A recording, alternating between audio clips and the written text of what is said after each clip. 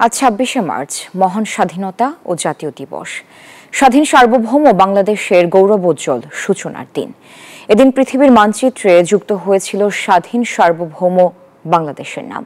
১৯৭১ সালের এই দিনে স্বাধীনতার ঘোষণায় উদ্দীপ্ত হয়ে মুক্তির লড়াই অবতীর্ণ হয়েছিল মুক্তিকামী জনতা। স্বাধীন বাংলাদেশের ঘোষণা হয়েছিল এদিন।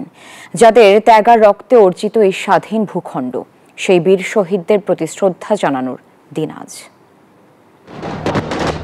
১৯৭১ সালের ২৫ মার্চ রাতে পাকিস্তানি হানাদার বাহিনী অপারেশন সার্চলাইট নামে গণহত্যা শুরু করলে মেজর জিয়াউর রহমান বিদ্রোহ ঘোষণা করেন। পরদিন ২৬ মার্চ প্রথম প্রহরে চট্টগ্রামের কালুরঘাট বেতার কেন্দ্র থেকে তিনি স্বাধীনতার ঘোষণাপত্র পাঠ করেন।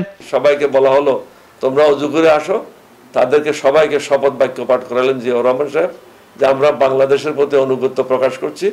বাংলাদেশ স্বাধীন না হওয়া পর্যন্ত আমরা যুদ্ধ চালিয়ে যাব নিজের জীবনের বিনিময়ে। আমাদের সংগ্রাম স্বাধীনতার সংগ্রাম। এই ঈদে জামা জুতো অ্যাকসেসরিজের ডিসকাউন্ট। পাকিস্তান সরকারের বিরুদ্ধে অসহযোগ আন্দোলনের নেতা শেখ মুজিবুর রহমানকে গ্রেপ্তার করা হয়। এ অবস্থায় স্বাধীনতার ঘোষণা দিলে শুরু হয় মহান মুক্তিযুদ্ধ। পাকিস্তানের পশ্চিমা শাসক গোষ্ঠী তৎকালীন পূর্ব পাকিস্তানের জনগণের স্বাধিকারের দাবি কখনো মেনে নিতে পারেনি। তারপর ৯ মাসের দীর্ঘ লড়াই।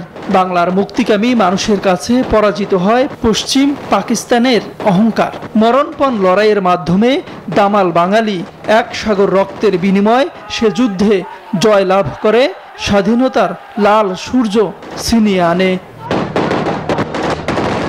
যারা এই দেশটাকে ভালোবেসে দিয়ে গেছে প্রাণ, তাদের কখনো ভুলবে না বাংলাদেশ। তাওহিদুল ইসলাম, নিউজ 24, ঢাকা।